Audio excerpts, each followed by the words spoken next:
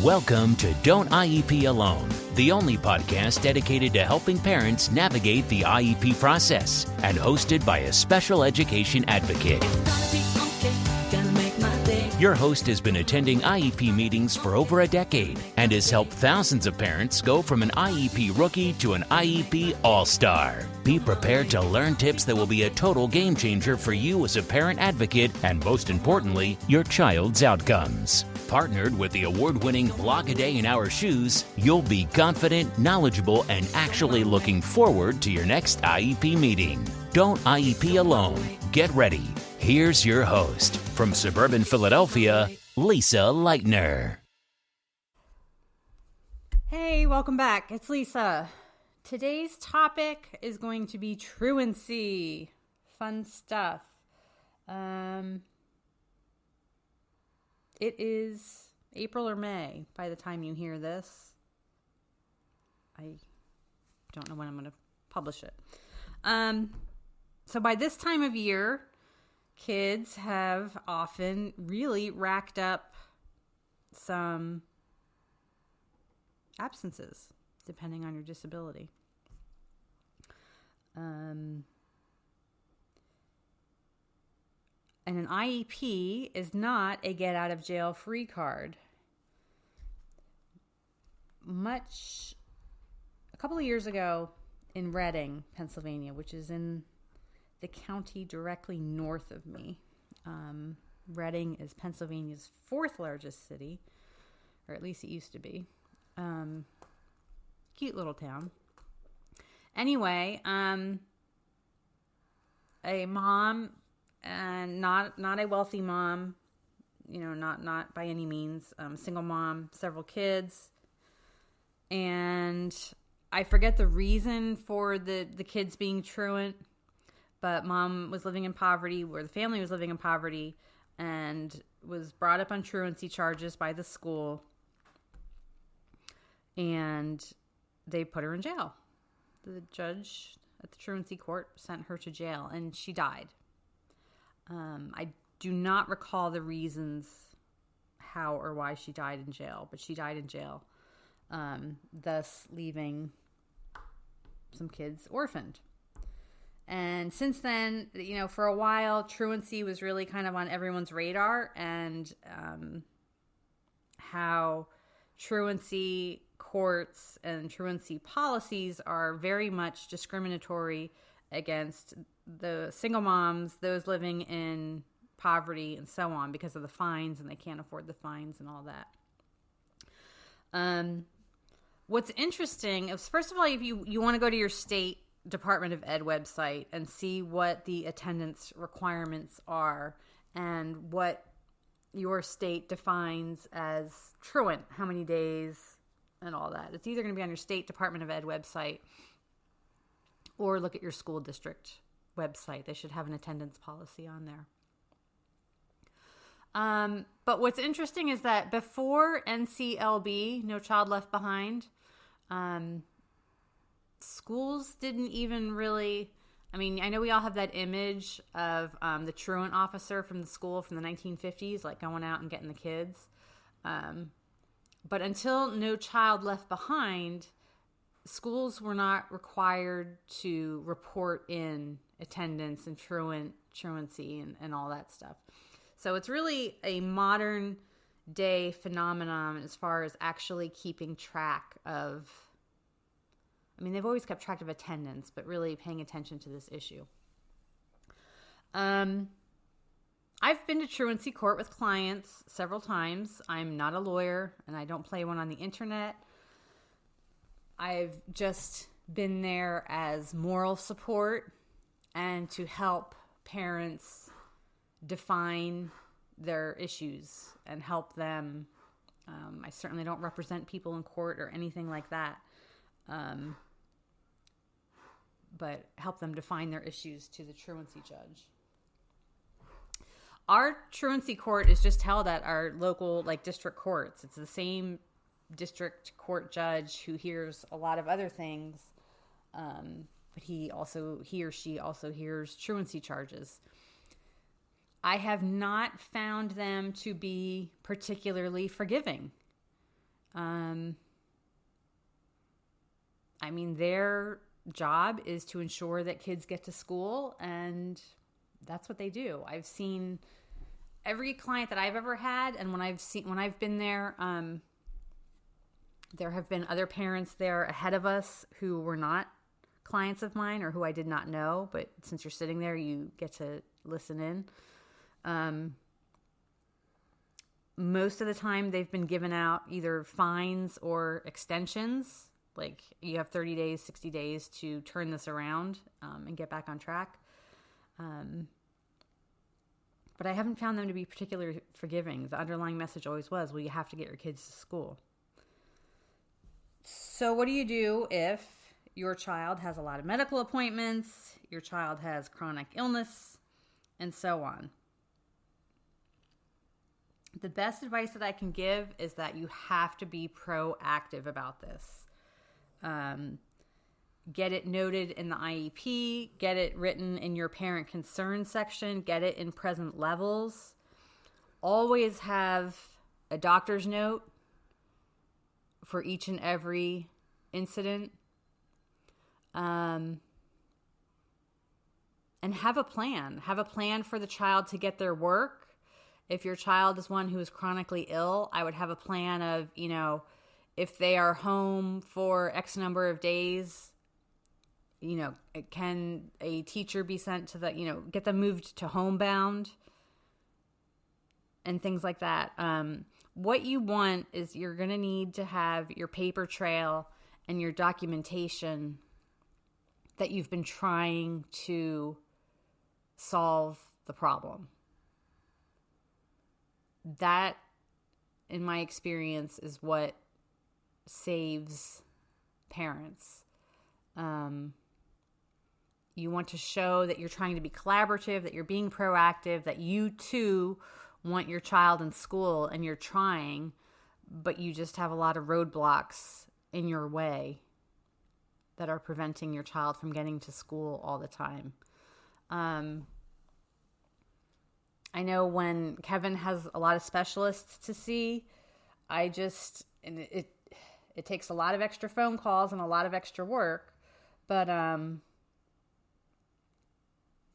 I try to get all of the specialists that I can on one day. And it's a lot. It takes a lot out of me and it takes a lot out of him to do that, because we might be down at the children's hospital for, a good 6 or 8 hours, and we might have an hour or two in between appointments with not a lot to do.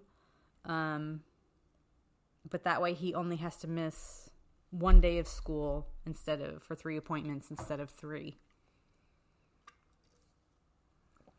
And I found that most appointment schedulers are accommodating. When I say to them, hey, I really don't want him to miss this much school. Can we try to work this out? They usually will work with me. Again, get it in the IEP or 504. These chronic absences and why, and a plan for making up the work. I just learned, I was just with my cousins on Easter, and they do not have any snow days to make up, because when they do a snow day, or when they have a snow day, what they do now is a cyber learning day, and they get all these assignments and they have to do them, on a laptop. And I'm assuming that the school would have to provide a laptop if they're going to create this expectation. But they do a cyber learning day, so they don't have any snow days to make up. Those are the types of things you want to ask for, and be creative and be thinking out of the box as far as, can you Skype in and listen that day or something? Because again, I said, well, I can my brain's always moving, and then this happens, and then this happens. And I can just see that you ask for, well, if my child's absent a lot, can't they Skype into class? And then the team goes, oh, we can't do that, because if we Skype in one kid, then we have to let every kid do it. No, you don't. this child has specific medical needs and conditions that prohibit him or her from attending school regularly. Not every child has that. And you're not going to find a situation where every child has that. It's okay to make accommodations and think outside the box when it's warranted.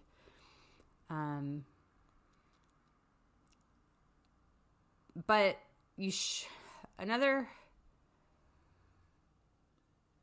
area that I see, or unfortunate trend, is using truancy as retaliation. And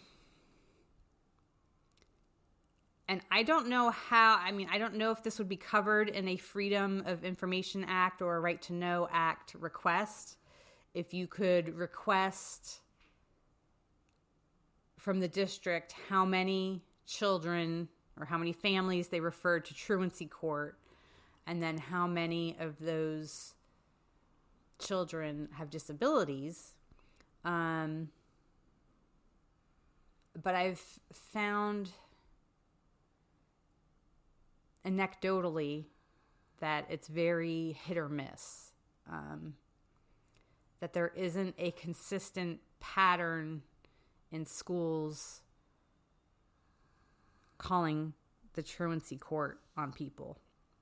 I do think that most of them have computer-generated programs, and once you hit X number of absences, a letter will automatically be sent home telling you how many absences your child has and that you are in danger of running into truancy issues. But as far as who gets referred to truancy court and who doesn't, I haven't seen a lot of consistency. Because even with having multiple families as clients within the same district, I've had families whose children had many more absences than another family, and yet the family with fewer absences got referred to truancy court, if that makes sense. Same district, different school buildings, but same district, and the child with fewer absences got referred to the truancy court, and the other one didn't. So, again, that's an anecdote. I don't have the data to support this, but there doesn't appear to be a lot of consistency with it. The best thing you can do, be proactive, have your paper trail, have everything that you're going to need to demonstrate that you've been trying to take care of this issue. That's really the best you can do. And, call your state rep and tell them, hey, these are the truancy laws in my state, and I think it's unfair and discriminatory, and that certain provisions need to be made for disabled children. I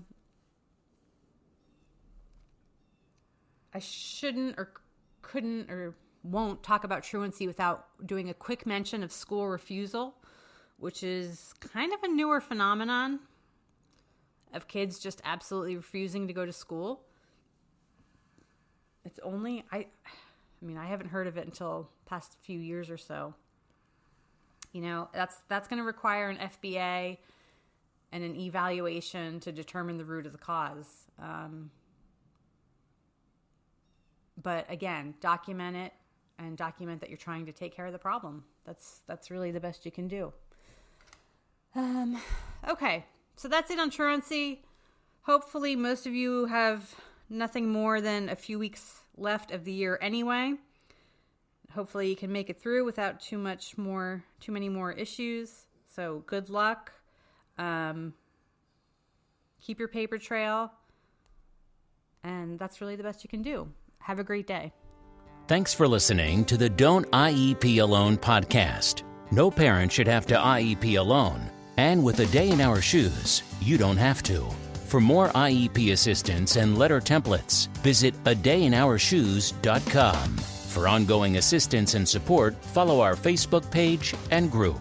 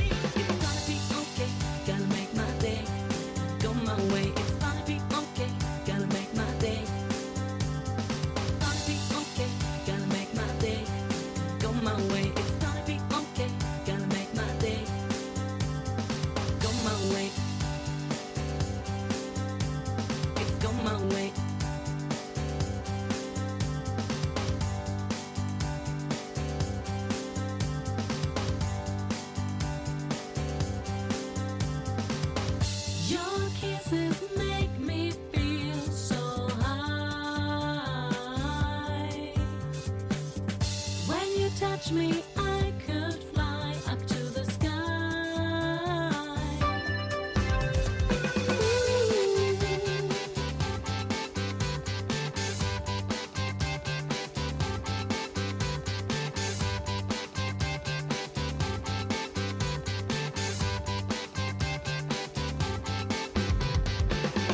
Every day I'm on my road, but today is the day that I meet you, my baby. Hope you're going to stay. It's gonna be okay, gonna make my day. Go my way, it's gonna be okay, gonna make my day. It's gonna be okay, gonna make my day. Go my way, it's gonna be okay, gonna make my day. Go my way. It's go my way. Go my way.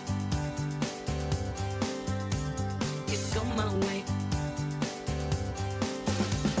It's go my way.